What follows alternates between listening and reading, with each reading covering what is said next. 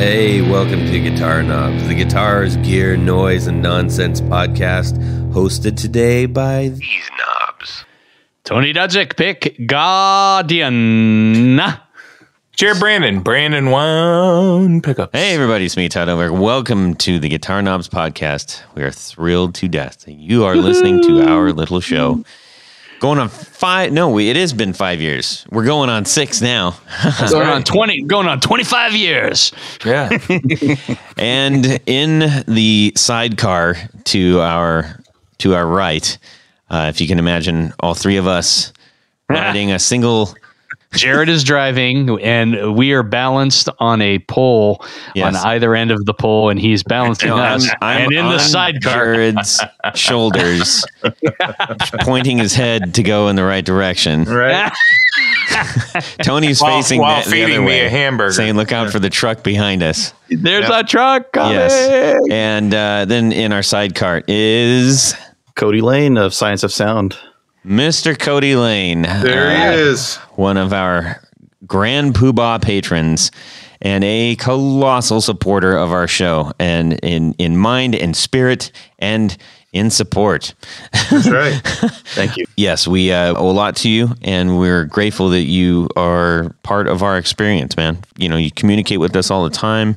You share parts of your guitar world with us, and you get involved, and we really love that. Mm-hmm. Dude, the honor is all mine. That'll be short-lived. So let's see here. We've got a few announcements. Ooh, we need to thank Rode.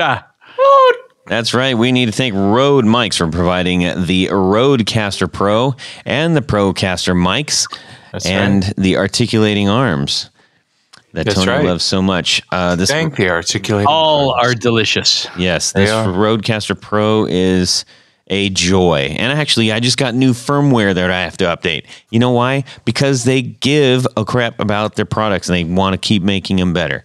They don't just go, well, there's that. See you later. And no, they do it's going make to keep getting better. It's great. So thank you, Rode. I also wanted to call out, we got a new patron.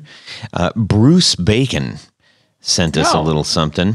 And, when people join, I want to find out a little bit about them. And so I say, like, hey, what gear are you into? What are you playing? What's your, rig of choice right now?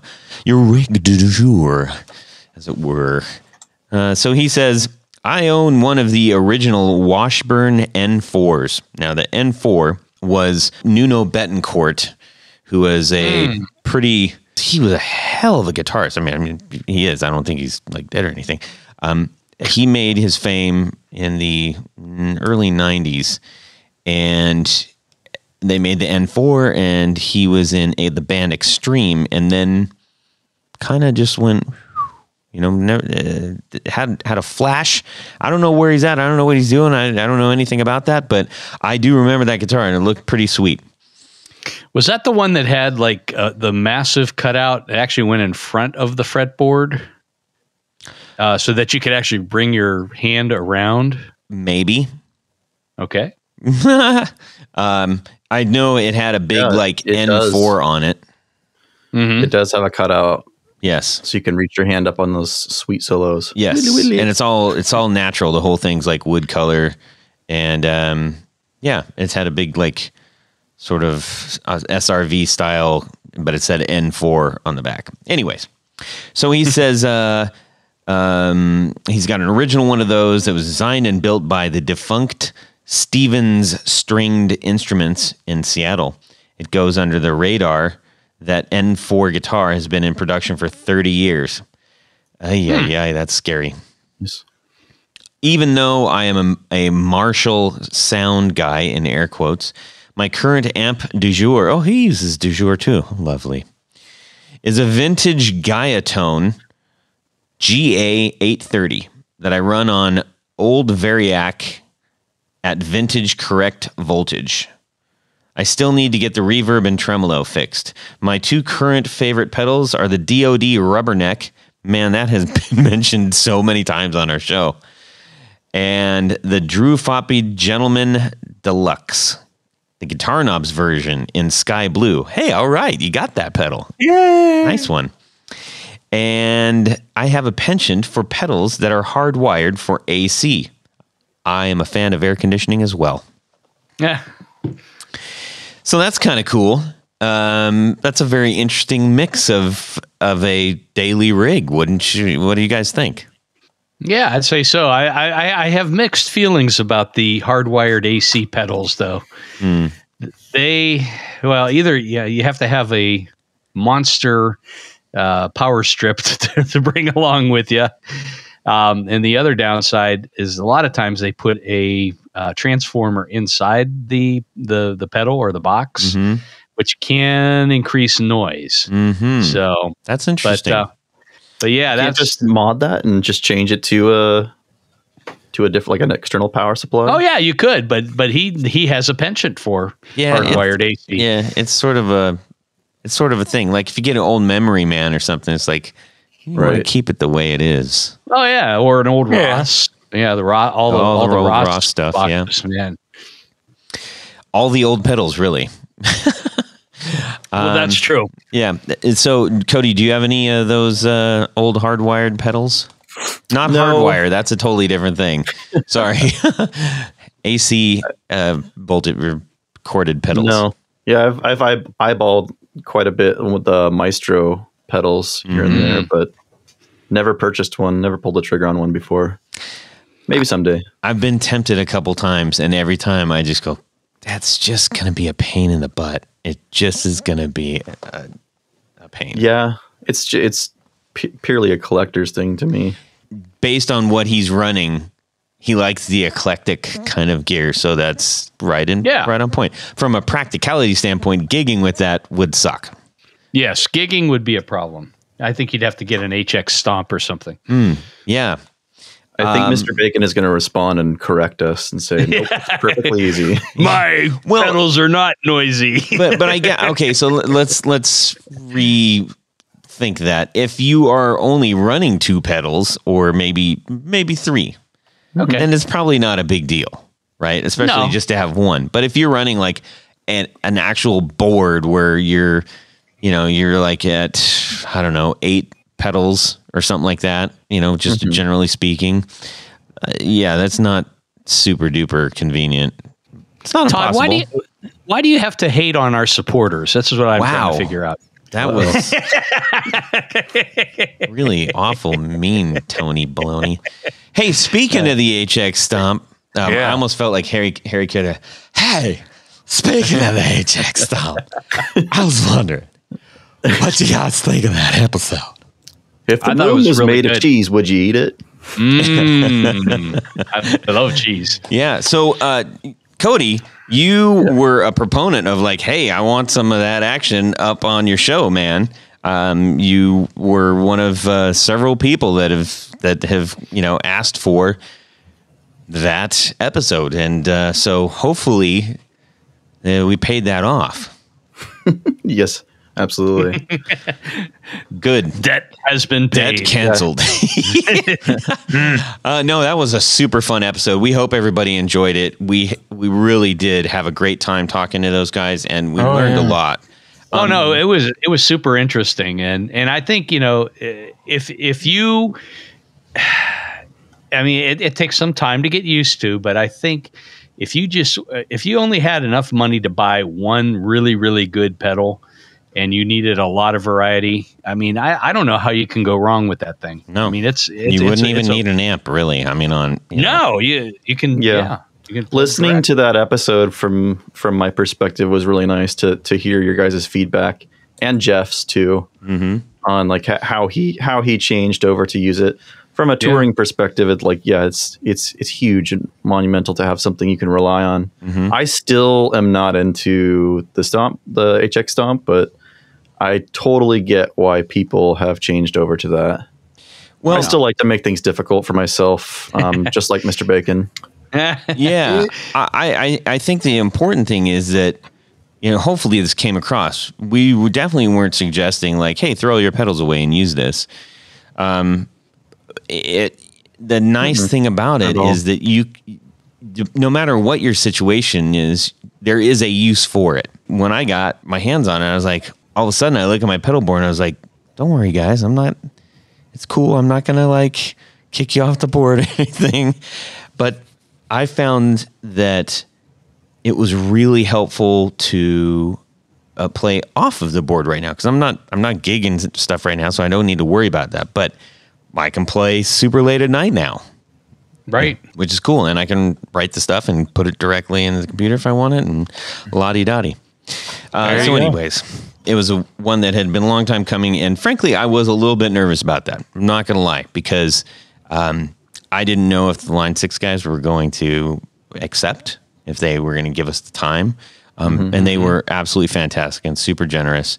Yes. And I also didn't know how I was going to go over with the rest of the audience. So it was good to hear what you're saying about that, Cody. He sounded like one of the boys. They were pretty good people. Yeah. Yeah, they definitely gelled with you guys. Yeah. Really well. Like I guess I shouldn't be surprised at that. But like they were all very ready to talk to you guys and just kind of lay it out like real human beings and not a bunch of sales dudes. As they said that they were not sales guys. Right. Yeah, we know what you mean. Okay. Indeed. Anyway. Well, so let's get on with what's going on in our music worlds this week, gentlemen. Tanya's gonna. Sorry, Tony. I shouldn't call you Tanya on air. No, that's between us. Tony, go ahead and kick us off, and then we're going to talk to our pal Cody.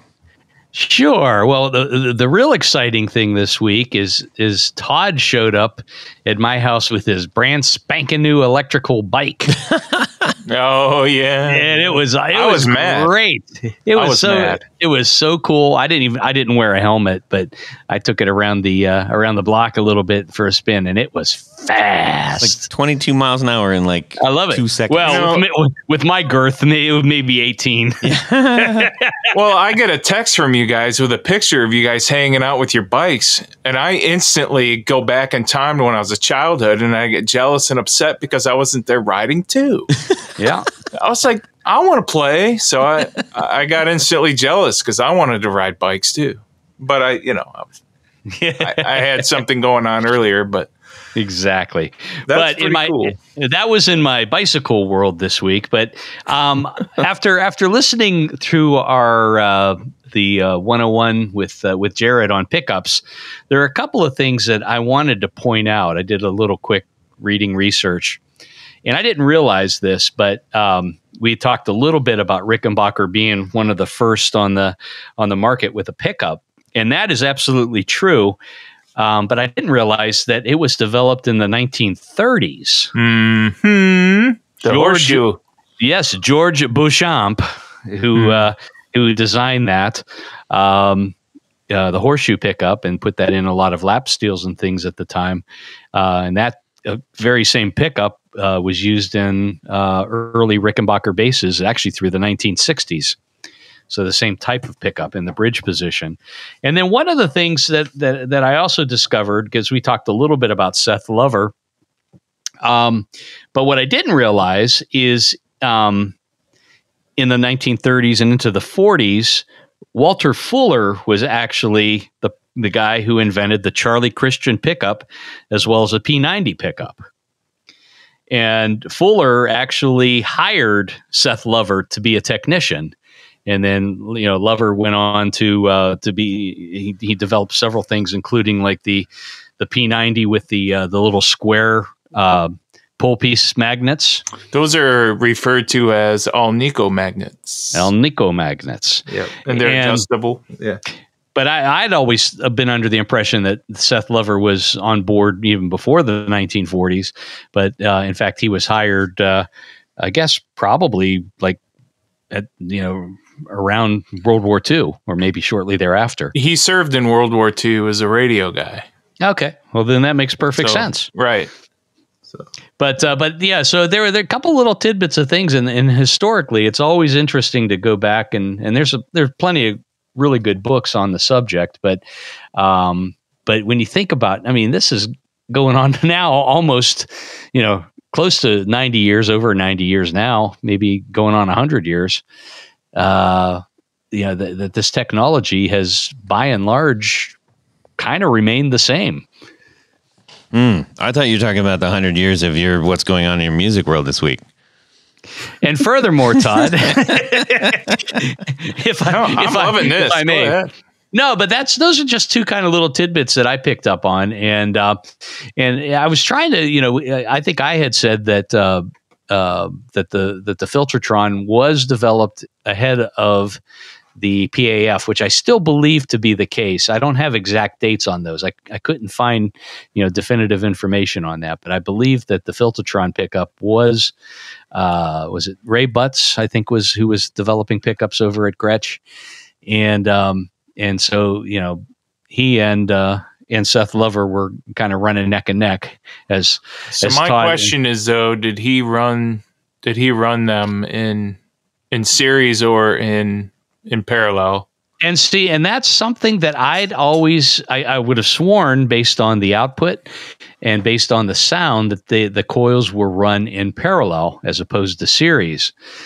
But they used I know they used larger wire when they built pickups a long time ago. So I think it was just, I'm not sure. Forgive me, I don't know this. I don't know everything, but I'm not sure how fine they were able to make wire back then. But I don't think you really see a lot of pickups manufactured with the 42, which was really really small until, gosh, the early to mid 50s.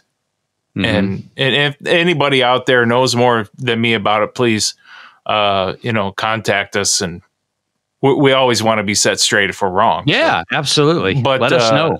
Yeah, but that's what I believe. So I'm not surprised. And it wasn't during the mid 50s when they were building that. When Seth Lover was developing the humbucker. So. Well, very nice.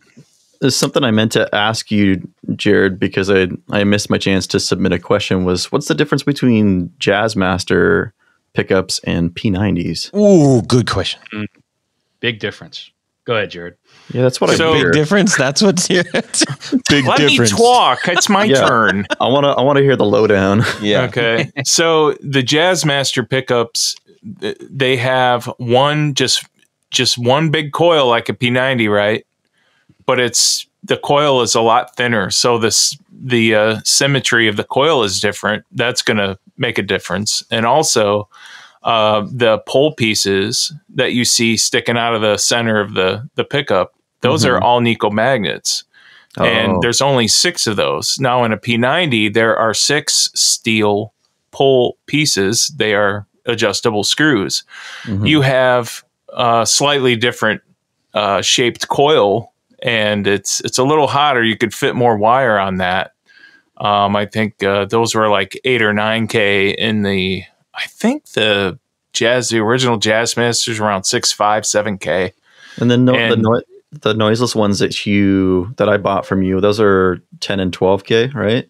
Yeah, that's different though. They're built different than both of those things. Okay. So and then the P90 has 2 large bar Alnico magnets that lay flat, and they actually spread out a much more a larger concentrate of magnetic flux field around the whole pickup itself, whereas instead the Jazzmaster is mainly focused in the center of the pickup. So that's why they're so much thinner and I don't want to say anemic, but they're a lot quieter than a P90. They don't have that thick mid-strong growl like a P90 right. does. Yeah.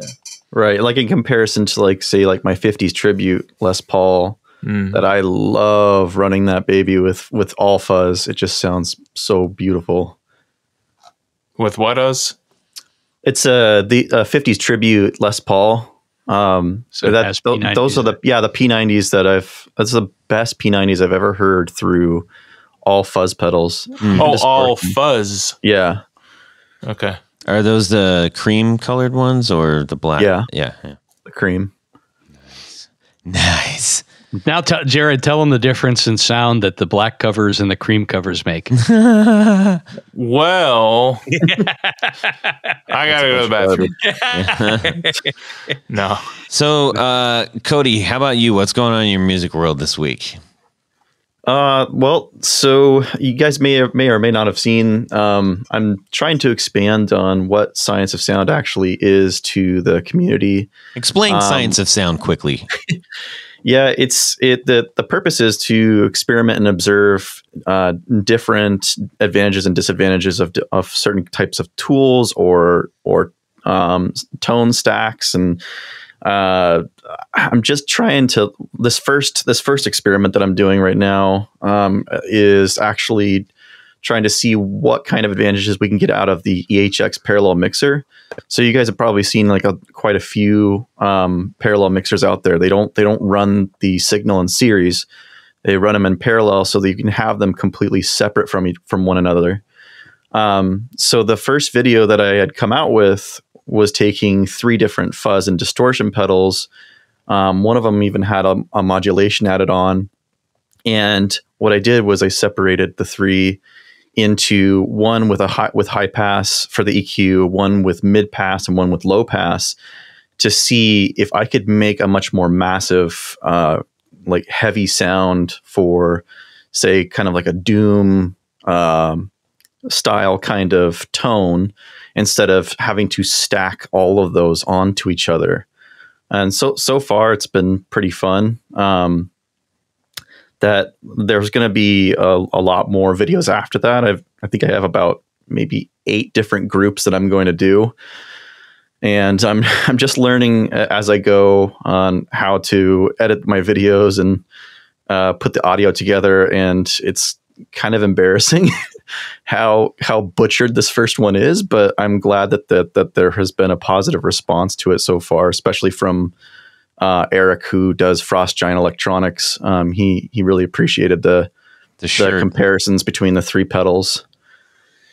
The other piece that I wanted to call out was a shout out to both my luthier Dave Thurston and to you, Jared, for your noiseless Jazzmaster pickups. I just had those pickups installed along with a mastery bridge and a custom pickguard and trem plate from Indra Guitars. I'm not sure if you guys follow them.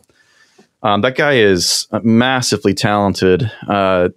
If you check it out, I posted a picture of the Jazzmaster with those new plates. Sorry, Tony, I did not go to you, but hey, there's no worries. I'll hit you up for another. That plate is awesome, man. Yeah, it's gorgeous. It's Rub like it in. patinaed aluminum. You can also get like I think brass, or I think a couple other materials that he'll do, and every single one of them is like a snowflake. They're all different. They're all in just completely individual, special design for that one customer, and he spends a lot of time with you. So. Dave thought the guitar sounded great. I also, it's just like a whole new guitar with those pickups and with that mastery bridge. It's just, I was just like kind of like shivering down my back, like how good it sounds. So thanks, man. Now that's a beautiful pick guard. I mean, and I don't mess with metal because it's a different set of tools and everything else. But that's really quite beautiful. Yeah, gorgeous stuff. It's cool to actually, if you go to the Instagram. Yeah, at page, Intra Guitars. Yeah, some of these designs on these pickguards are just incredible. Yeah, he does truss rod covers for Les Pauls as well. I actually grabbed one off of him for that, and on my Looks treble like knobs switch too. Yeah, he does knobs. Mm-hmm. I actually ordered a couple of knobs from him and they didn't fit, so I still have to figure that out with him. Why they didn't actually? They were supposed to catch on the teeth of the pots, but they were too big. So I'm gonna have to figure that out. I'm sure he'll honor it and make me even a new set if I needed to. Where is he located? I believe over in the UK. Oh, Right on. Yeah. Sorry if I got that wrong, dude. It says, if he's listening. says Hastings. So, but yeah, in terms on the knobs, one option would be if he can set them up for like a 1/4 inch with a set screw. Mm-hmm. That's what I thought he was going to do. There are little brass bushings. I know All Parts sells them. I'm sure other places do too, that actually convert a spline shaft pot and allow you to use a solid shaft knob that has a set screw in it. Okay. So that could be a really good option. And what happens a lot of times on knobs, there is an import spline pattern, and then there's a U.S. spline pattern. And chances are I've run into that. Yes, you hate that when your spline is imported. Yes. Yeah, man. Yeah. Well, it's all about the spline. Metric splines. But anyhow. What? But one way around that would be to have just solid shaft knobs, and then use these little adapter brass things that go on top of it. Yeah. Yeah. Very Thank you, cool. Tony. That's a good call out. I was just using plumber tape. Well, that's an option too. Not the best. I hope I don't have to do that. Oh, so, well, hey, good luck on your endeavor with Science of Sound. I know that you've been kind of, cultivating that for a while now. I don't mean cultivating it for a while and geez, what's taking so long. You've been caring for it and trying to make it go in the right way. Long. I'm constantly giving myself crap for it. I need to start moving. I mean, because I'm hoping that I can not only get video content out to people, but really start to work with the community over a podcast as well. But Excellent. We'll soon see in the future. Yeah. Well, we'll get into all those things in greater detail in just a little bit. Jared, about yourself.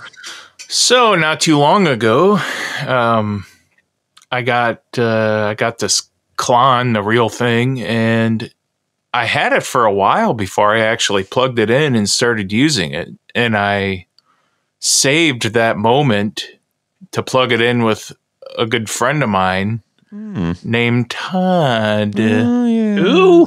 Yes. So that Thanks, Jared. I know where I stand. right.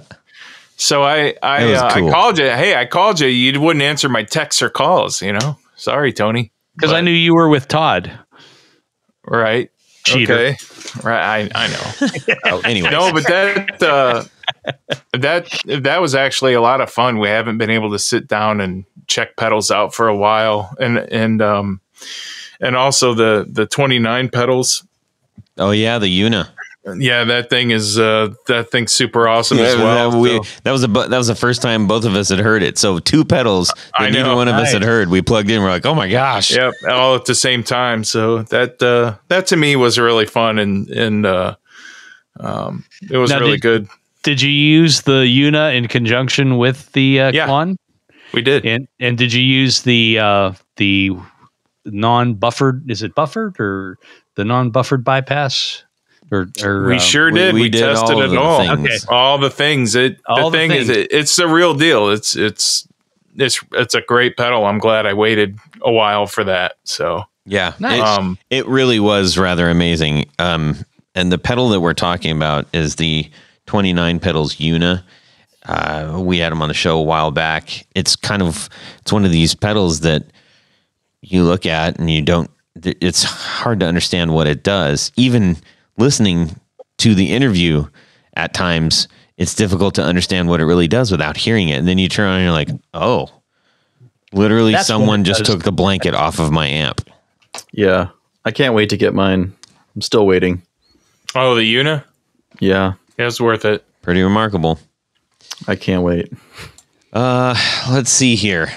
How about you, Todd? What's going on in your music world this week? Well, so I have been joyously playing with a new piece of gear. I got this maybe about 2 weeks ago. You may have seen it if you subscribe to Hello Sailor's channel, but he's been posting this really funky looking, it almost looks like the Antiqua kind of paint scheme on a combo amp. that he's making these film sound ones. Last time we had him on, he was talking about he's starting to make these amps. After we finished the episode, I said, hey, I'd really like to get one of those.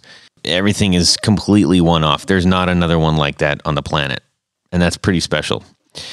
So he started building it, and he's just feeding me all these like images and sounds and stuff. And I just couldn't wait to get my hands on it. And this box shows up, and it is beat to crap. I mean, it was the softest sided cardboard box I had ever seen. It was wrapped in a pillow. And it had been untaped and taped. And obviously they, checked and everything. They had to go through the military because he built it on a ship. So did it look like Ace Ventura kicked it down a hallway? It looked like, yes, and then stomped on it and threw it out of an airplane. Exactly, that's what it looked like. Bummer. So I was very nervous opening this box because I was just like, if I've waited all this time and he's built this hand thing and it is in pieces, I'm just gonna fall down and cry. Well, it wasn't. It was actually diagonal. I don't know how this thing survived. Anyways, so it's a 1940s film sound amp, and it's an 18-watt amp, or roughly thereabout. It's a conversion. So this used to be, I believe, a projector amp from the 40s. So this thing's actually been through World War II.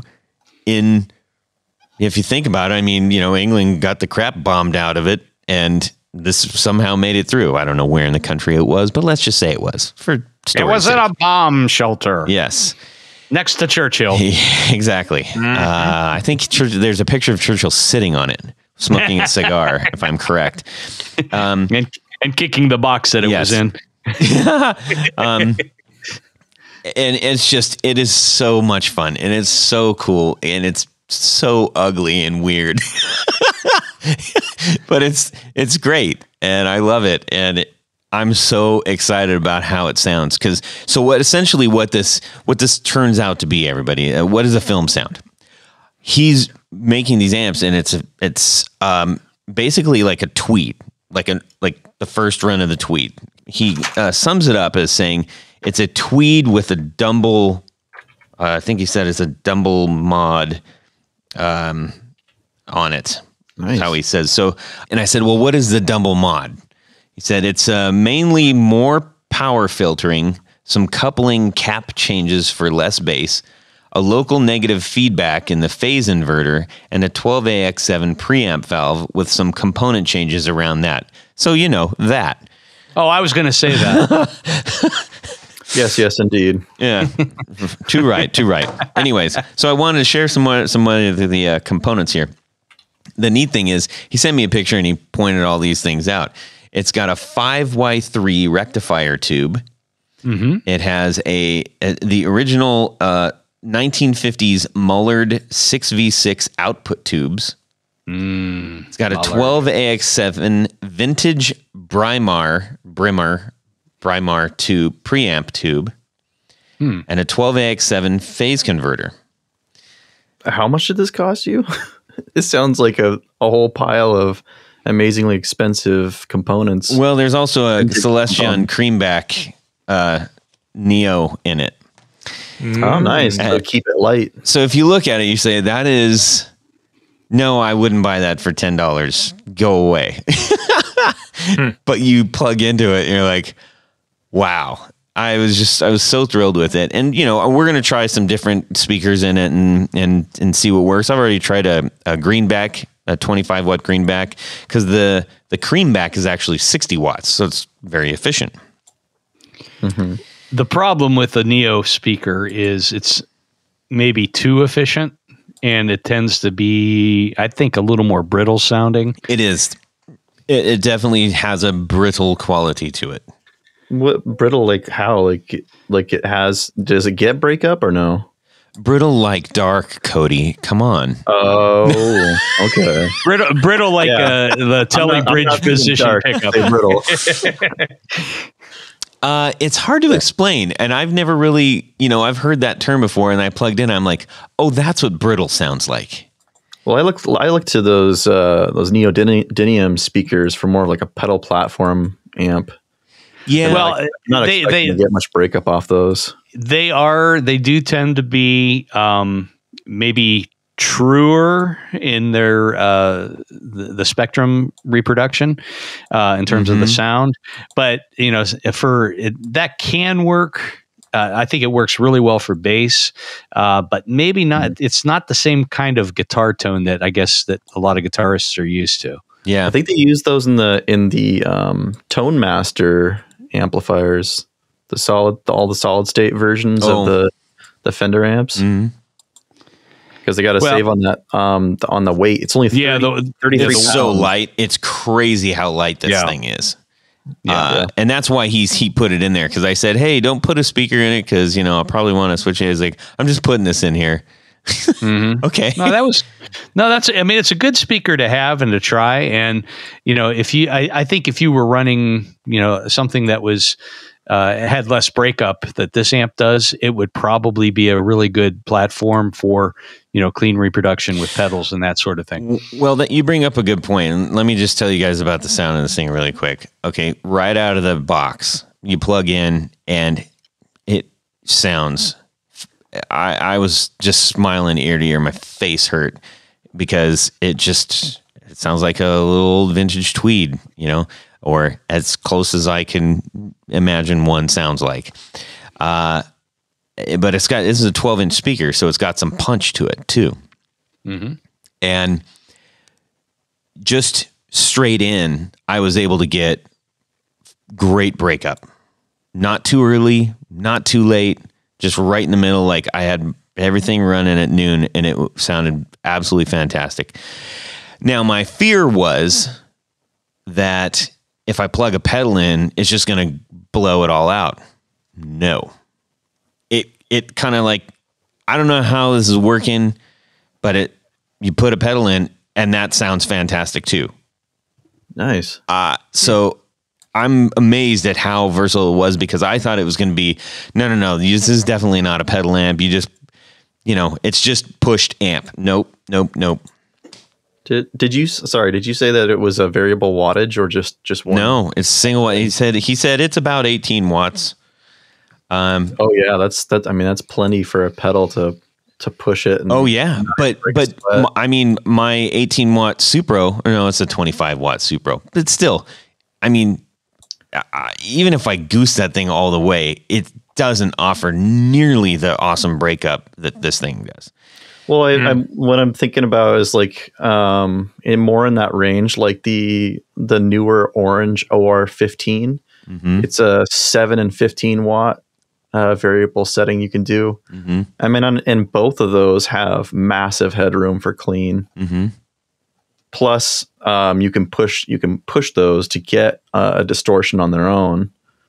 So it sounds like that's what you're getting with this amp too. Yeah, I mean, it's got an on-off switch, it's got a tone switch, and it's got a volume switch. I want one. It is fantastic. I mean, honestly, I'm so thrilled with it. And all things considered, I think they're pretty reasonably priced. Yes, for sure. The other thing is just from a response. I was worried that I was going to plug in. I was like, no matter what I sound like, it's going to sound like an old Tweed. I mean, the difference in which guitar I was playing through it was like a whole new sound. And I love the fact that this, like, I can play a big beefy chord and it sounds lush. I can back off and do like, a light chime and it captures it.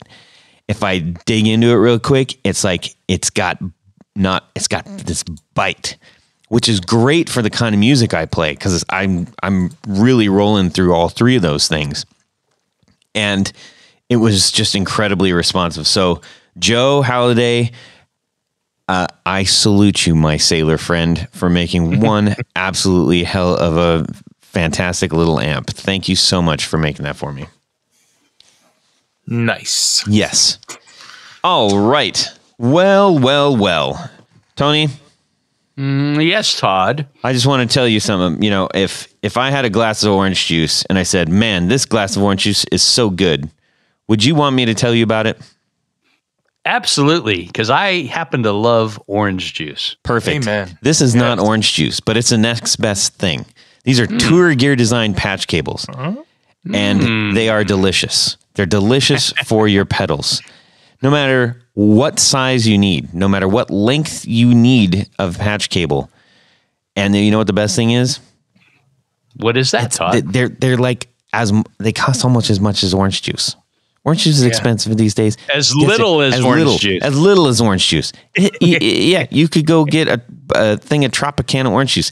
This patch cable is going to cost you probably about the same price. And last you for a long time. Much longer than a glass of orange juice will. Fits everywhere on the pedal. It It's doesn't true. matter where the things are on the pedal. They fit everywhere. They're so small and fittable. They are And fittable. flat. They are fittable and Yes. flat. Flat And as a flat. hat. So check out Tour Gear Designs patch cables at tourgeardesigns.com /discount / the guitar knobs, and you're going to get yourself 10% off of your entire order.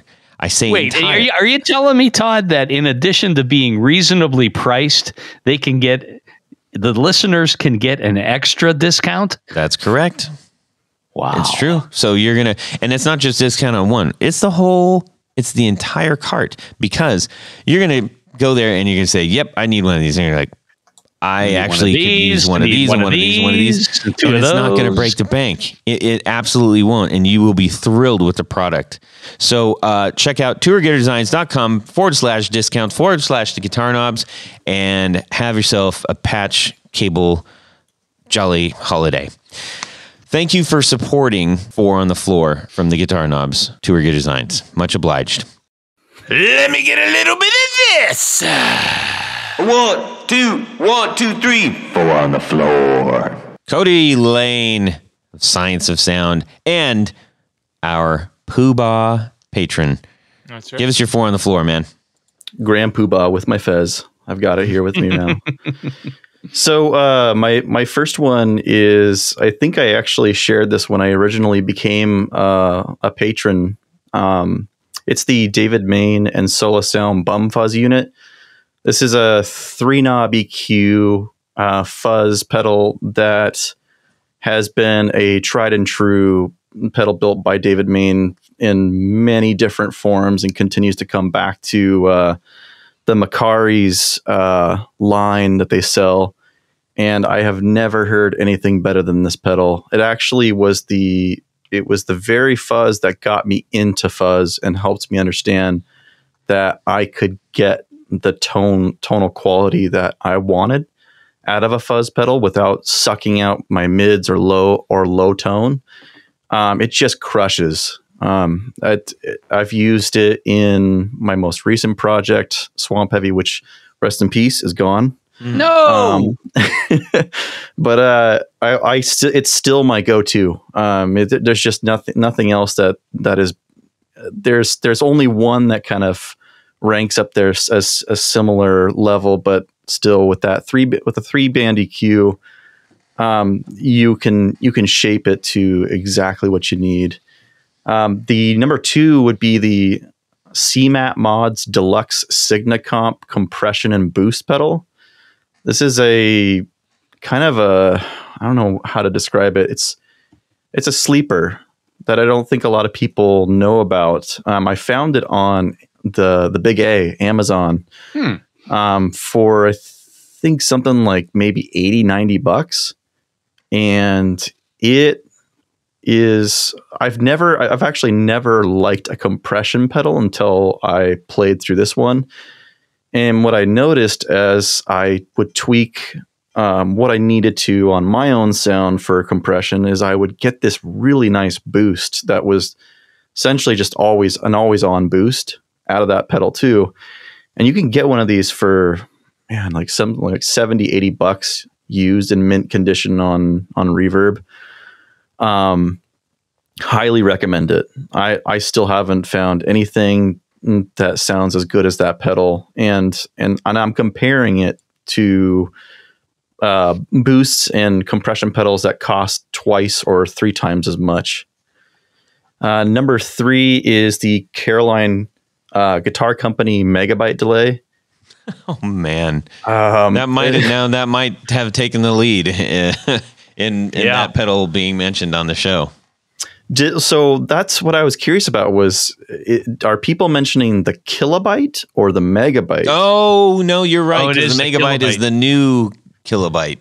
Yeah, megabyte has a longer delay time. Yep. You have slightly more features, and I have a even more special edition that he just did a very limited run on. That has an expression jack on it. Oh man, if you haven't played with that pedal, I would say get your hands on one and play with the Havoc switch. Yeah, it's so fun. Yeah, that thing you just let it rip, and it either you could use that for like shoegazy or crazy noise kinds of experiments, or you can bend it to your will to do more of like a spacey, gorgeous kind of release of that sound, and then bring it right back in again. And it does it so well. And I've never seen a pedal like this by anybody else. So, I mean, it could be the kilobyte or the megabyte. They're both fantastic pedals. So what does the, have you used yours with the expression pedal? I haven't yet. Okay. I was just kind of curious. What is it? The delay time probably that is adjusted. I think it might be the delay time, or it might be the ability to do a variable expression of the chaos switch. Oh, okay. I don't. Oh man, I don't want to be corrected later on, so I'm not sure. But get it together and let us know. I do need to get it together, especially when it's a 4 on the floor. My number 4 is a tried and true, just king of delay and reverb. It's the GFI Specular Tempest. I think that I've heard some other people mention this pedal on your guys' show. That has been on, yes. Yep. It is still, I mean, it's now been out for, I think like maybe 2 or 3 years, and it is still just beating the competition hands down. Like the more I spend time with that pedal, the more it ruins my opinion of every other delay and reverb pedal. Why? Dude, it just has so much going for it. Like, whether you want to modify it on the software on your computer, or you just modify it there on the pedal itself, the amount of space it takes up, it's only like something like 100 milliamp draw. And it's a monster of presets that you have in this little box. Yet it only requires so little power, and it doesn't. It sounds like something that you would get out of all the delays and reverbs that you would have in, like, say, an HX Stomp. But yeah, GFI, they know what they're doing. Yeah. All their stuff is just, I would compare it to, gosh dang it, Strymon, where those guys are just the algorithm design. It sends shivers down my back. What they execute and how and what they put into the design, and every bit of it physically and audibly. Mm-hmm. They absolutely win my heart on that one, and it probably won't change unless they make a new version of the Specular Tempest, which I'm waiting for. That's really cool. I know that we've talked about, it's also been up as the Synesthesia, which is the multi-effects pedal. Yeah, that is, when that one came into the scene, it was, you had the Boss synth pedal, and I think the Maris Enzo that were the pedals that could compete. There's kind of like this weird echelon. It's like Maris, GFI, Strymon. You can put Chase Bliss in there, but it's still, that's just like well, there's this, and even a lot of the Empress stuff is in there, and it's just operating at this like totally different level. It doesn't necessarily mean it's better than everything, like not a higher echelon in the sense of this is better than everything else. It's just it's interesting to see how people slip into layers of capabilities. Yeah, I mean, GFI is my go-to for reverb and delay on anything. Absolutely anything. All you have to do is just listen to how the trails behave, and that's what sells you on it. You when you hear it, it's this lush decay that it's almost like it has a life of its own. And sometimes when people design an algorithm for that, for especially not just the individual reverb or delay effect, but both of them, it can tend to be a little lacking. And with this, it's like, even when you switch it off, the trails live on until it's completely gone. Wow. And there's just so much you can do with that. And Literally is a ghost in the machine. Source Audio would be another competitor at that level. I could go on for days about that pedal. That's cool. But I won't. 32 presets. 32 handcrafted algorithms. I'm looking at it right now. Yeah. That's a lot of reverbs in a box. Yeah. Yeah, and you can modify every single one of them to your heart's content. And mix and match, I imagine. Yeah. Man. And then it also has like you could set it up with a TRS foot switch so that you can flip through those a lot. I highly recommend having the foot switch because otherwise it's a little cumbersome to move around and navigate the menus without it. It's a beautiful pedal too. Lots of pretty lights. Yeah. Very cool. You know what's weird? That the whole reverb thing, it's like I found that when I am playing a show, I really don't run reverb. I mean, I might have just a tiny little bit, but that's because what I found is that like I'm more desirous of the bite and the punch and the attack. Yeah, and you can muddy that with reverb for sure. Oh yeah. And so it's very interesting. I love the reverb sounds, but every time I try to mess with it, I'm like, well, now it's like I've got like big mushy gums instead of teeth. Have you ever tried to play with reverb and delay before your distortion or fuzz? Oh no, I haven't. It's something that I've actually used quite a bit. It's like a whole other ball game of sustain. I mean, you're creating if you are more on like needing like a real sharp attack and but just to be clear, Todd is Tony's got to get the moron joke in there. Here we go. All right. I knew the minute you said that, I'm like, well, I'm not going to do it. I'm going to let somebody else take it. Well, if you really want to ring out some notes, I highly recommend running reverb and delay before those effects. Yeah, I'm gonna give that a shot. I don't think I've ever tried that. I'm gonna have to try it too. Yeah, and actually, especially delay. I'm gonna try that on the Stomp and on my pedal board. Woohoo! See what the difference is. Maybe there's no difference. But Todd, you have a good point. I mean, you may never need it.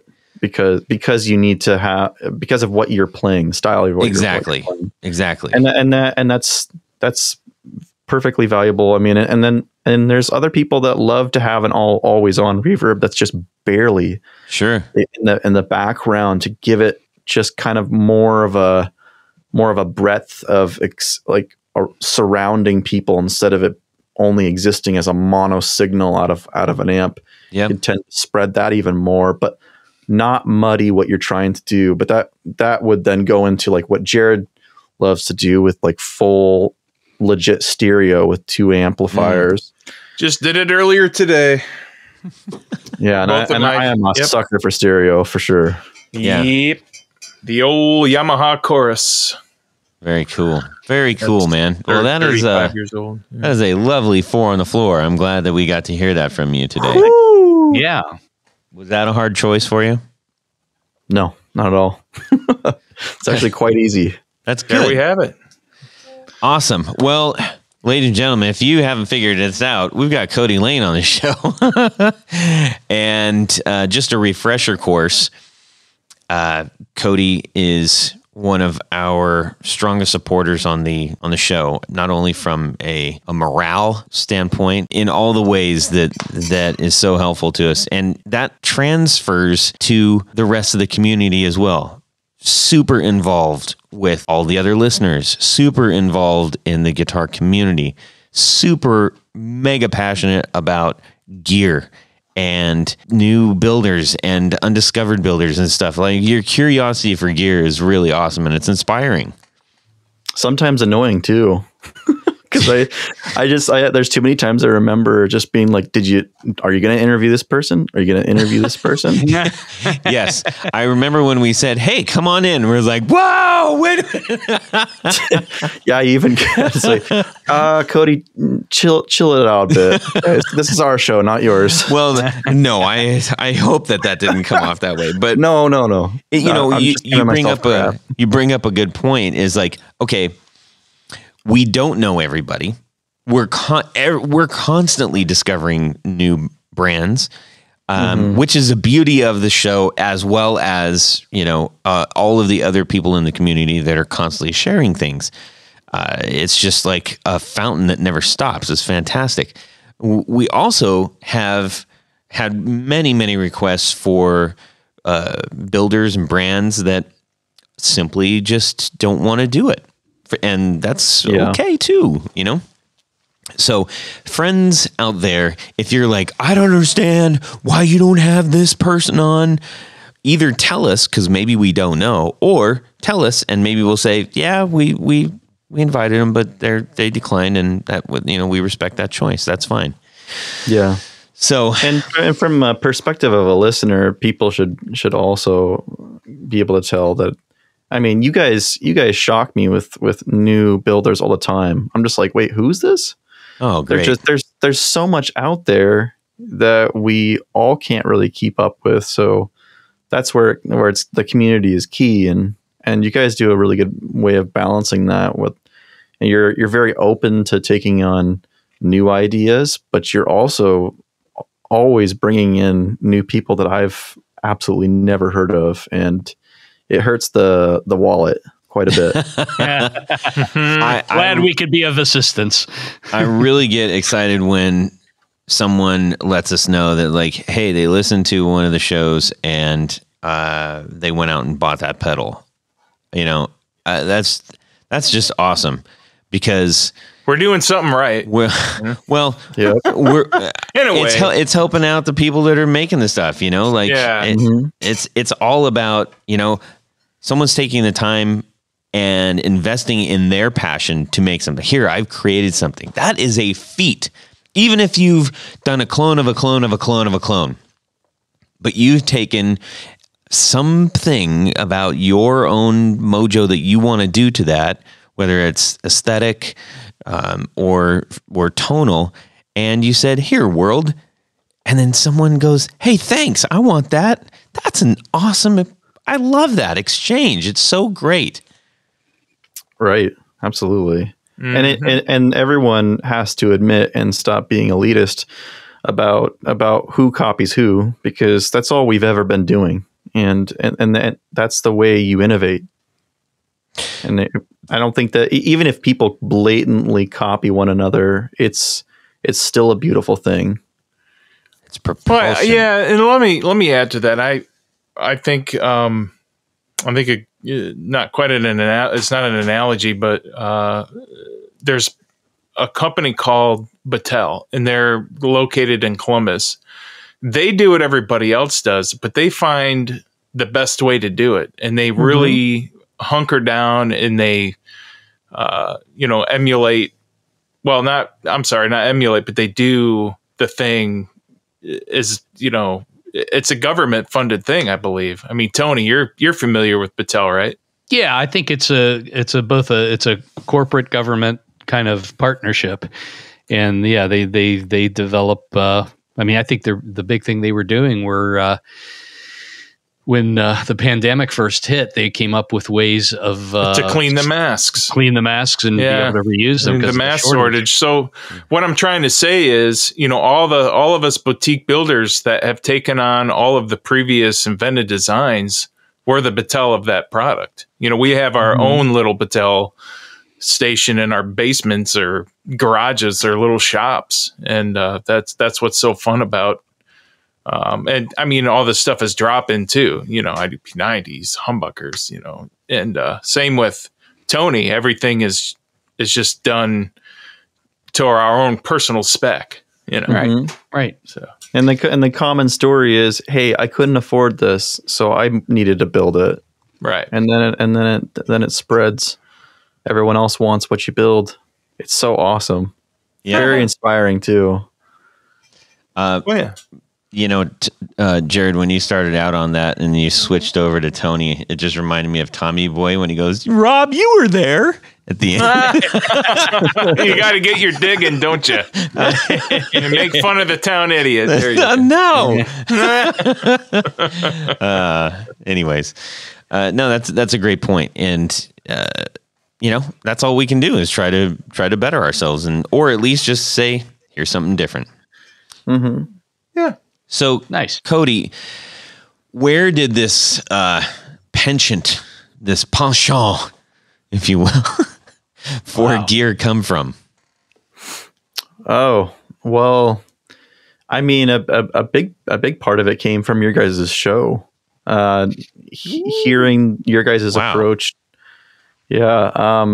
Ever since I don't remember how I ended up hearing about the guitar knobs, but ever since I had been hooked, and it opened up that world to me where I was like, wow, there's a much better way of finding out what's out there. And while I have bought a lot of the things that I've heard of, and some you end up selling and rebuying again, I've kind of found that, like, aside from the pandemic and just time and I work full time at Microsoft. I don't know if you guys. I was going to ask you what you do for your day job. Yeah, I have a day job at Microsoft. Because it's not Science of Sound yet, right? Yeah, it would be nice if it could be. I've been a musician all my life, ever since I could pick up anything that my dad had lying around in our house when I was a kid. And my approach was always just pick stuff up. If it sounds cool, awesome. I didn't really dabble into music theory and more of guitar theory until actually just this year. I'm brushing up on that and trying to push myself beyond that wall that you tend to hit as a musician. I hit those all the time. No, I'm serious. I really do. I know exactly what you're saying. So where I was going with that is like, I think that I've seen that I have a calling to be a part of the community a different way. I've done a bunch of different bands across Washington since I grew up in Eastern Washington and came over to Seattle, and thought that's what I was going to do when I came over in about 2003.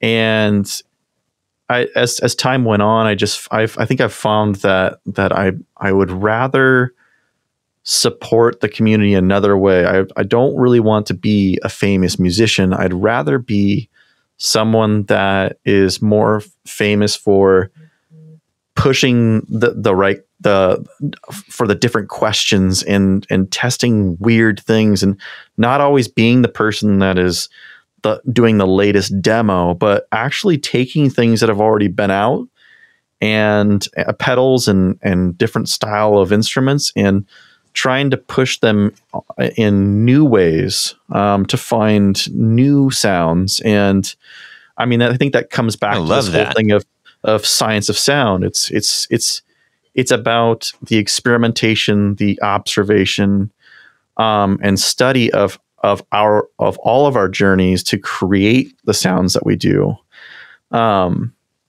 So you guys have been a huge part of that too, with this show. And it just continues to make me more and more hungry to be a part of that and ask more questions and try to do this video series that I was mentioning earlier. I don't know if it's going to go anywhere, if anyone's really going to be that interested in it, but I don't see anyone really doing this that often. So I think that there's a huge opportunity and a crowd that will be into what I have to bring.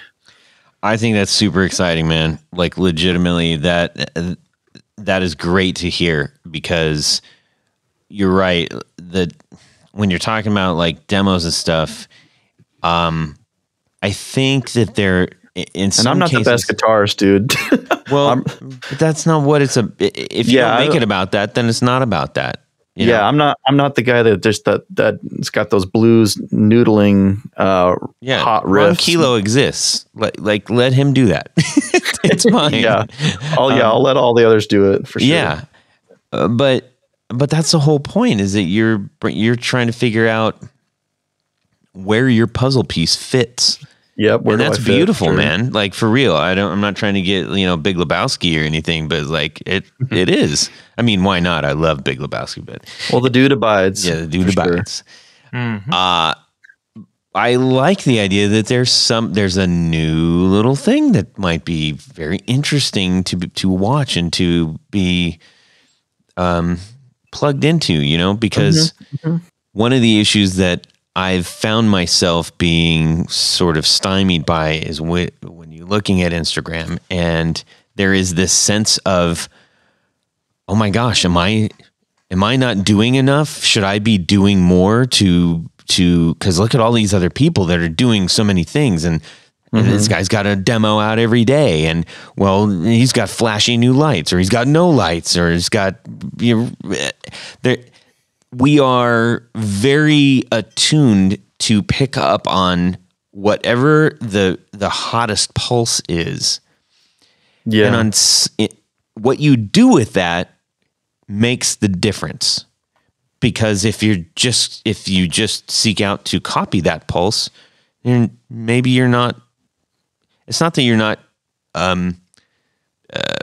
giving back anything. It's just you may not be giving back enough of maybe what you could, or doing it in your own way. You're sort of depriving yourself and us if all you're doing is going to copy, what someone else is doing. Yeah, absolutely. I totally jive with that, and I think that's.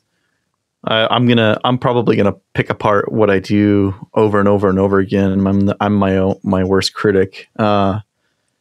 But I'm getting my feet wet. I'm getting into the deep end, and I have you guys along with a lot of love and support from friends and family too, to thank for that. And hopefully it can become something more. I hope it does. I don't think I'm meant to be a guy in an office. And I'd much rather be getting my hands dirty with trying to figure out how I'm going to get my voice heard in a way that expresses my passion for the music community. Someone that actually popped into my head that is very similar to this approach. His name is Ben Jordan. I'm not sure if you guys follow him familiar on YouTube. Yeah, he also wears many hats. He does stuff with synthesizers and guitar, different pedals, so he has the approach that I would like to have with pedals, because say he took the Specular Tempest and he didn't just test that thing with a guitar like every Joe Schmo out there. He took that thing and he ran actual strenuous tests to like say do like a hit to see what happens to these trails. How can I understand the actual algorithms that make these trails? Now, what does this sound like with a synthesizer? Now, what does this sound like with a voice, with piano, with a weird instrument that you make noise with and you go clang clang on? Whatever that is, it's pushing it to another level that I think that pedal builders need to start seeing more of, so that they can be even more inspired to make the next version of their thing be there for users that don't just want to run guitar through their pedals, whether that's a rack unit or an individual pedal or a stomp box from line 6 on a pedal board, if that makes sense. Yeah. I recommend following that guy. He is insanely smart. I can't even scrape the surface how amazing that guy's content is. Man, that's fantastic. That's really cool. You kind of gravitate towards slightly heavier stuff, right? I have, but I'm also I'm a huge ambient fan. Like I listen to bands like Stars of the Lid, Cockatoo Twins, a lot of spacey, very lush soundscapes and whatnot, and that's something that I've been wanting to bring more to the table. I have done with a few I've had a couple of videos out there that touch on granular synthesis and playing with guitar and voice, and trying to put out these more of these like lush soundscapes that you can kind of even chill out to, or maybe that's something that you like to listen to in your car as you go. But I think that I've been doing heavier stuff recently, especially with this first group of tests, because I haven't seen anyone do this yet. There have been people that have introduced the EHX parallel mixer, and there have been people that have introduced other versions of parallel mixers to more of the experimental game, but I haven't seen anyone actually try to do that for more of like the heavy kind of doomy tones.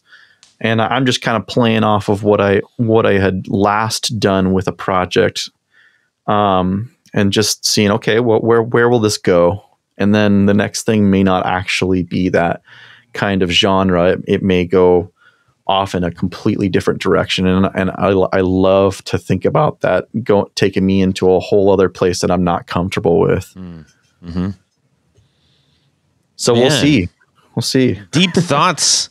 Deep thoughts. By Cody Lane. I love it. I'm going to come in here and I'm going to ask a classic Guitar Knobs question to our guest. Okay. Cody, your first guitar. How'd you get it?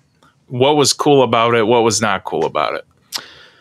My first guitar, it was a Squier Stratocaster. And I think it was... Love it. Probably... oh gosh. I was in band, and I played the alto saxophone from middle school to, I think, junior year of high school. And then I realized, wow, I could meet a lot of girls if I play guitar. So I took that out. Just wasn't doing it, right? Yeah, I don't know, man. A saxophone in a rock and roll band is pretty tight. It actually is, but I didn't. 13-year-old me did not understand that yet. Right. So I took that alto sax, and my mom let me trade it into the same Hoffman music for a. I believe it was actually a PV Bandit, and nice, yes, with a Sheffield 12-inch speaker in it, and that sounds right. Yep, and it was a solid remember state. the speaker? Yeah, because it was so pronounced. It said Sheffield on the bottom. In the old English script. Yeah. Right. Yeah, that's right. And I loved that Squier Stratocaster. It was actually a great first guitar. Yeah, you know the pickups they use in those are pretty hot with ceramic magnets. A lot of people in the pickup world kind of have their nose pointed to the air when you mention those. But man, those are really good, loud, full sounding pickups. It's not a bad design. Yeah, that guitar gave me a lot of joy, musical joy for many years. I mean, I wish I hadn't traded it for other gear at the time. If I had the opportunity to get it back, I absolutely would, because I mean it was just like a typical 13, 14-year-old kid guitar where I put any sticker I could on it. All over the body. It just looked gross, but it just, I loved that thing so much. And I think down the line, I just ended up trading for all kinds of different stuff as time went on. But yeah, those Squier guitars, I still actually go back to it. I just bought a Squier Strat again, from a friend of mine on one of the Facebook groups. And I love the heck out of it. The only thing that I would change about it is I would actually file down the sides of the frets. They're sticking out a little too much. Oh, you can have somebody dress that up for you. Yeah, that's easy. But it is a fantastic kind of like working woman's guitar. There you go. Good for you. I'm sure Todd is gleaming with joy and happiness hearing about Stratocasters. So I've actually been wanting to tell you, Todd. I feel you. I completely understand where you're also coming from. It's weird. Like, I like to have a Stratocaster because it is an essential tool, especially for my. That's fair. For where I'm coming from, I want to have all the necessary tools that I can to get different tonal values. If I can get that out of like a G&L Strat style or something else that's a single coil pickup kind of setup, fine. But I saw a $300 opportunity out of getting this Strat again, and it was natural wood, so it's not like it's actually not that ugly. I do think the Strat body is ugly, but again, it's an essential. No, it's an essential ugly tool. Yeah. I love my Strats, and I think they're beautiful. They're gorgeous. I love it. I'm gonna be the neutral man. I'm on both sides of it. Be careful, man. He's got one. He just got another one. Lay off him. So I'd like to ask a classic guitar knobs question. Which of the guitar knobs is your favorite? Oh, yes. Anyways.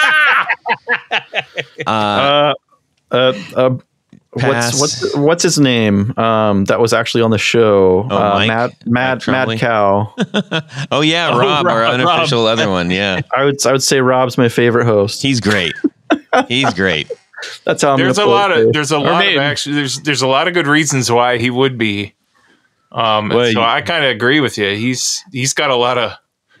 I like him a lot. His knowledge is awesome. I think I told you before, Todd. Like, that's the kind of guy that I would absolutely vote to be a host multiple times in this show.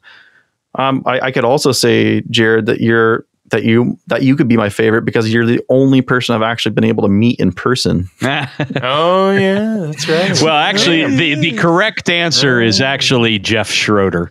Oh, He's a guest. Yes. He's damn near a knob. Yeah. That's He may as well be. He does have like a gold coat, a green coat. Well, he has a burgundy velvet jacket coming his way. That's true. nice. We seriously need to do that.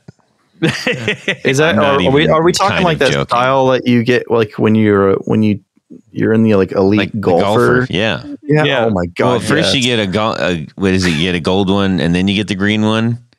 Something like that. Get him a gold jacket with a guitar knobs patch right on the pocket. And on the back, we're going to say it's shooter. Right. Yeah. That's all I can think about as that movie is Shooter McGavin. Well, Cody, this has been a blast, and I'm sure we're going to do it again, my friend. It was great talking with you. Love to. Great hearing your sort of insight to your Long world. overdue. Yes. Thanks, and ladies and gentlemen, we're going to be having a few, most of our other Grand Poohbahs. Some Grand Poohbahs just listen, and then they don't want to do it. That's okay too. They're allowed to not want to. Yes. So throughout the rest of the year, coming up next, I believe, is Jonathan Jerusik. He's the next knob on the list. So, anyways, we got a little ditty here from Jared. Ladies and gentlemen, it's the time of the show. Hear your larynx flopping. Well, it's in good condition. I got bad news, Todd. That wasn't his larynx. Shoot. It's the hangy down thing in that your was mouth. that skirt steak from last night. Anyways. It's our favorite part of the show. Would you rather?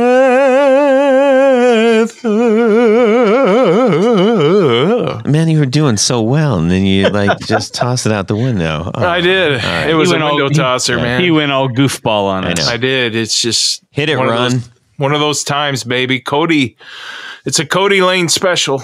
Mm-hmm. Uh-oh. You have the biggest show of your career tomorrow. I mean, tomorrow, as in within 24 hours.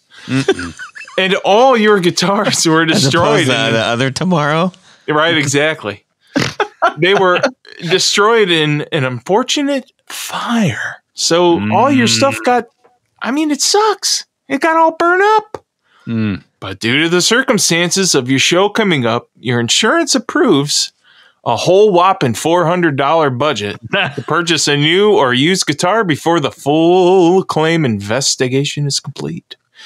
The purchase must have a receipt, and your sales tax must also be factored into the cost. What will your purchase be for $400? So, what? Are you you walking down the street when this happens? You know what? You're walking down the street because he ain't at your house because you'd be trying to put that fire out. Yeah. Oh yeah, right? that's true. I'm running down the street to go put it out. So That's correct. The would you rather is actually you've got $400. Do you buy a used guitar, and if so, what? Or a new guitar, and if so, what? Right? Yeah. The So you're terms is basically you can't any other means of funding this guitar. That's the important thing. Okay. right. So you have $400. That's it. You're either going to do the used guitar. Can we make it 500? No. Nope. 400. Do you want a new guitar, which may be more You can do private sales. So there's no sales reliable, or would you rather have a used guitar that has nice wear on it? Might be more comfortable. It might be a nicer guitar overall. So Okay. So we got to kind of think about what kind of new guitars are out there for sub 400. Tony, you actually just mentioned a whole bunch of them not too long ago. Yeah. Why don't you go ahead and kick us off here? Well, and surprisingly, there are some very good deals to be had. I think you're referring to the Squire line that they had, the Cyclone, the Supersonic, the Tornado, and for a sub, I think at least two of those models are at or under $400. They're pretty decent instruments, but I think it might be smarter to look on the used market and find something that might be, a notch above. Some of the, like some of the import G&Ls, the Tribute series, are actually pretty decent instruments, and they have USA pickups in them. So I think what I would probably do is go to my local used department or used musical store, something like around here we have Music Arounds, and there's, I'm sure, other variations on that, and see what they've got. You guys. They should. Do they not have anything similar to that? Like no, not at all. Wow. Yeah, and even the mom and pop stuff just got obliterated by the pandemic too. Oh wow. But I think usually, I mean, and if all else fails, you can go online, and Guitar Center, for instance, has all of their used inventory online, and you should be able to find something that might be a step up from buying in quality wise than something that's maybe brand spanking new, but maybe has a little bit of loving, as we say. So I think, I mean, if I were going to, if I only had $400 to spend on a guitar, I think I would start in you have to choose one, a very specific guitar. I'm going to choose a G&L Tribute ASAT. Nice choice. Which is like their version of a Telecaster. Those are great as bass and good and electric 6-string. So that's what I'm gonna try to find a used one of those, and then honestly, I think for another, if I may be able to turn some pop bottles in for to get the deposit returned, and I might you could probably find a new Tribute ASAT for under $500. Nice. Okay, I can dig it. Let's see, Jared. So I'm gonna get me a used Epiphone SG Standard. You can get those for under $400. Nice. And it's very familiar compared to my other SGs. So, I mean, it's the Gibson scale, it's the humbucker sound, it's pretty much everything I use now, mostly. I mean, if I needed something, single coily, I'd probably get something like what you got. And G&L is actually a great brand too. Mm-hmm. But I'm gonna go with the Epiphone, the standard here. The 2020 stuff that they the 2020. It's actually some of the best stuff that they've come up with in a long time. I think you're right. They the LP heads are a lot wider. It's gorgeous looking. Yeah, the Epiphone line was sold out too for a while. I mean, it's really they've really done a good job. Gibson's done a good job with getting Epiphone improved big time, or the Epiphone team, whoever it is. I'm not sure, but I would definitely get one of those. That's a no-brainer for me. Nice. All right, how about yourself, Cody? It's your would you rather. Better make it good. Yeah, I'm gonna go with a used J Mascis Jazzmaster. Ooh, good call. I forgot about that. That's actually I've played a number of those, and they are excellent. Cody wins. Yeah, that's a superb quality lower budget guitar for real. It was the Jazzmaster that I was going to buy before I had found the shell pink Chicago Music Exchange Jazzmaster that they had just released. Of course, that has nothing to do with this Would You Rather, but that guitar is awesome, and I've heard nothing but good things about it. It's a very good project guitar too, if you want to upgrade stuff. Yeah, and it comes with a anodized aluminum pickguard, which was really what Fender used back when they first introduced the Jazzmasters. Yeah. Indeed. How about you, Todd? I'm going to phone up my rep at Sweetwater and get myself, much like Jared, I'm going to get the Epiphone Les Paul special. So with the wraparound and P90s. Giddy up. $3.99, baby, with a penny to spare and no shipping. Is that brand new? Yeah. Oh, wow. That's it. Yeah. That's a sweet router right now, by the way. Dude, that's a killer winner. deal. Yeah. Yeah. I might want to get one of those. Yeah. That's just, I know exactly what it's going to do, and it's going to feel right. It'll feel good, and I'll get the most bang out of my buck. Well, there you have it. Giddy up. That was a good question, man. Thank you for sending that in. Yeah. My pleasure. And Tony, Yes. we got a few people to thank. We do. You know, Todd, especially. At this point of the show, we like to thank a very special group of people. These would be our executive producers. Now, what we call an executive producer isn't necessarily what you would see maybe in a TV or a movie setup, but our executive producers help make this show possible. They still get stuff. Well, they do get stuff. So let's just say you want to know about becoming an executive producer. Well, go over to patreon.com/the Guitar Knobs and check out a couple of different levels in which you can participate. Become a sponsor, a patron of this very podcast. There are plenty, millions of thank you gifts. Things like t-shirts and barefoot buttons and picks and stickers and t-shirts and keychains. And oh my goodness, the list just goes on and on. But as an executive producer, you get all that great stuff. And Jared, what else? Cody Lane. You get Cody Lane? Cool. Say it. You get to have your name read on the thing. That's right. Here, I thought we were going to give away Cody Lane as part of the package. Cool.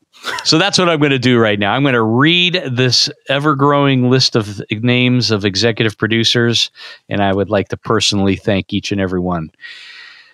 Let's start with Tom Barazin, Martin Cliff, John Daly, Chris Carney, Darren Gregory, Doug Christ, Michael Van Zant, Ken Sayers, Brian Robison, Michael Senchuk, Stefan Lamb, Johnny Knowles, Anthony Lathrop, John Anglin, Tyler Bray, Brad Partridge, Chris Heidel, John Esterly, Doug Gann, Justin Jones, Brett Alexander, James White, Matt Hart, Bill Gola Guitars, Richard Kendall, Tig Harmon, John Williams, John Jackson, Jason Roush, David Arando, Douglas King, Gary Cooper, Rob Saxby, Mark Garton, Elad Mizrahi, and Mikey D.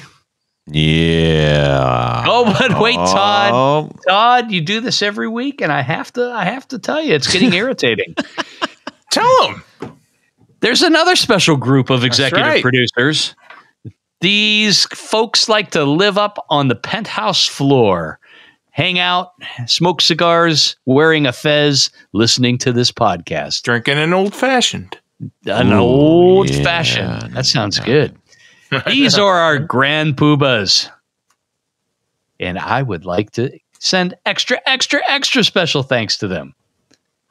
There's a guy on here that I'm going to say twice too. Jonathan Jerusik, Corey Nigro, David Kaminga, Cody Lane, also known as Science of Sound. There you go. Cody Foster, Sean S. Yes. Tommy Manesco, Adam Johnson, Steve Keys, Tim Nowak, Tyler Rhines, James Pennington, and LSJ Music Company. Right on. Thank you guys so much. Did you guys forget Richard Bacon? Or what's his name? Bruce Bacon. He's at Bruce he's Bacon. at a different level. Way to go, Cody. Hang on. Hang on. Well, thank you, Brucey. So anyways, yes. Thank you all for helping us out so much. It is just, we couldn't do it without you. We couldn't. That's the truth of it. And especially to you, Cody. Thank you, my friend. Thank you, guys. All right. Let's find out where people can maybe get in touch with you, Cody, or watch what you're doing? Yeah, you can follow me on Instagram at Science of Sound Official, or you can go to my website, scienceofsound.us. Perfect. Tony? Well, let's just say you need a special pick guard, something that's not made from aluminum. Go over to pickguardian.com. Check out some of the stuff that I have available there. By and large, what I do is custom work. So shoot me an email. Let me know what you need. We'll get you hooked up. How about a felt pick guard? I've not tried to cut felt, but I've always felt it would be a little too soft. Oh, zing. Oh, boy. All right, Jared. Pickups. If you need a new pickup that looks old, or have an old pickup that doesn't work, anything like that, or new, fresh, nice pickups to take out of the box and look and smell and then put into the guitar and be happy, go to BrandonWildPickups.com. And got any questions, Jared at BrandonWildPickups.com. That's Excellent. You can get a hold of me via email, Todd at theguitarknobs.com. You can also DM me on Instagram at guitarknobs. We'd love to hear your thoughts, what you're up to, all the things. Send them our way. And give us some would you rathers, people. We know you're listening and you're like, oh, I got one. Well, send it to us for Pete's sakes. We'll be happy to get it up there. Humongous thanks to Cody Lane for dropping by, hanging out with us, and supporting our show. Thanks to you guys. Pleasure's all mine. Everyone out there, have a fantastic guitar week and subscribe! Yeah. What's wrong with you, douche? I switched over to... You answered. I know. Yes, I do. Okay. Yeah, that's what we do. We have fun, despite what Todd says.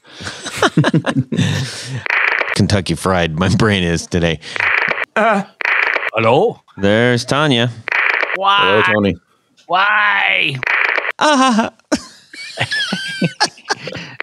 You know what? I've noticed that no one ever calls you Tone Bone. Bastard. Well, that's it for these knobs. Please visit our Patreon page at patreon.com/theguitarknobs. Visit our website at theguitarknobs.com for all of our past episodes, 4 on the Floor blog, and other good stuff. You can connect with us on social too at our Facebook page and share your gear and stories on our Facebook group. Also, be sure to check out our Instagram at Guitar Knobs. Catch you next time.